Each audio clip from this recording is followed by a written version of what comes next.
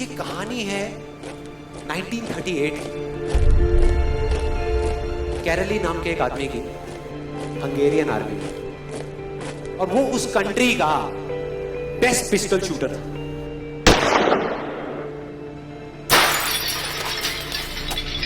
जितनी भी national championships हुई थी उस कंट्री में, उसको वो जीत चुका था। और सबको ऑलमोस्ट कंफर्म था कि 1940s में जो ओलंपिक्स होने वाले हैं उसमें गोल्ड मेडल केरली को ही मिलेगा। और उसने सालों से ट्रेनिंग करी थी। उसका एक ही सपना था, एक ही फोकस था कि मुझे अपने इस हाथ को दुनिया का बेस्ट शूटिंग हैंड बनाना है, बेस्ट बनाना है, बेस्ट बनाना है। और वो कामयाब हो गया, उसने बना लिया बेस्ट शूटिंग हैंड। सिर्फ 2 साल का फर्क था। 1938 में एक आर्मी का ट्रेनिंग कैंप चल रहा था।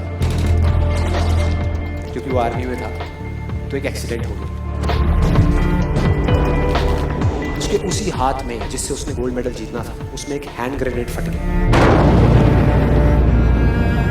और वो हाथ चला गया। जो उसका सपना था, जो फोकस था, सब खत्म।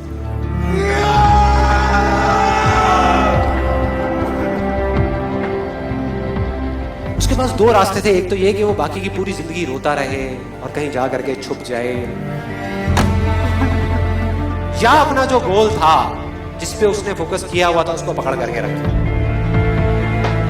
तो उसने फोकस किया उस पे नहीं जो चला गया था, जो उसके पास नहीं था। उसने फोकस किया उस पे जो उसके पास था।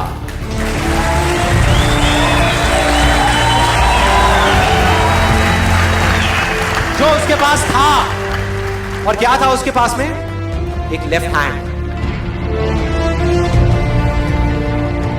एक ऐसा हाथ जिससे वो लिख तक नहीं सकता था। 1 महीने तक उसका हॉस्पिटल में इलाज चला इस हाथ के लिए, और सही 1 महीने बाद अभी ट्रेनिंग शुरू करती इस हाथ के।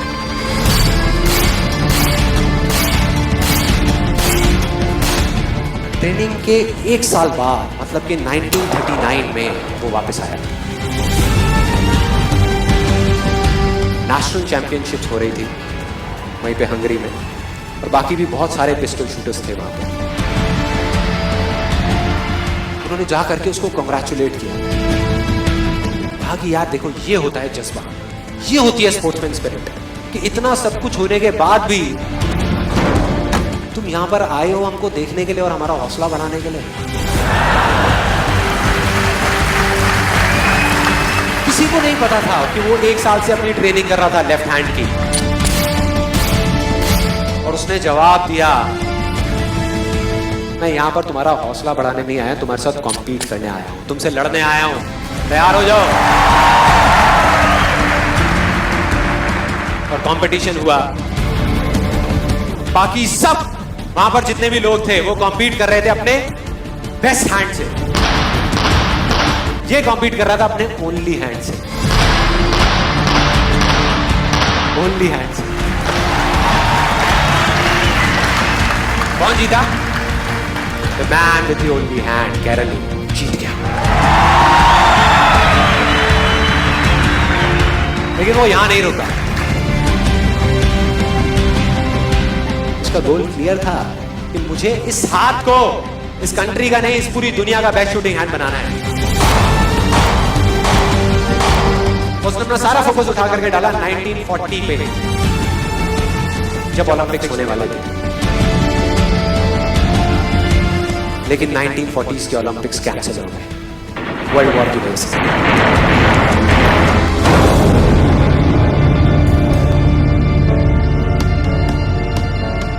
उसने अपना सारा फोकस उठा करके कहां डाल दिया? 1944 में जो ओलंपिक्स होने वाले थे उसके ऊपर। और 1944 में जो ओलंपिक्स होने वाले थे वो भी कैंसिल हो गए वर्ल्ड वॉर की वजह से। फिर से कैंसिल।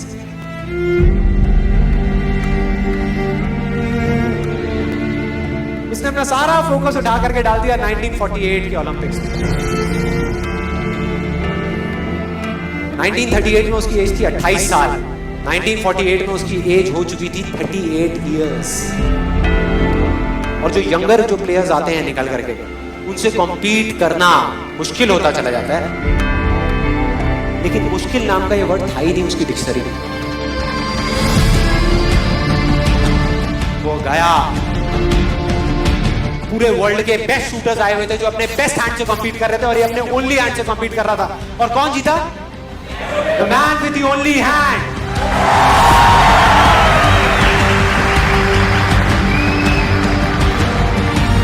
लेकिन वो तब भी नहीं रुका। 1952 ओलंपिक्स, दोबारा कॉम्पीट किया उसने, और इस बार गोल्ड मेडल कौन जीता? गैरल ली। 4 साल बाद दोबारा से, और पूरी की पूरी हिस्ट्री को बदल करके रख दिया ओलंपिक्स। इस पर्टिकुलर कंपटीशन में उससे पहले किसी भी एथलीट ने लगातार 2 गोल्ड मेडल्स नहीं जीते।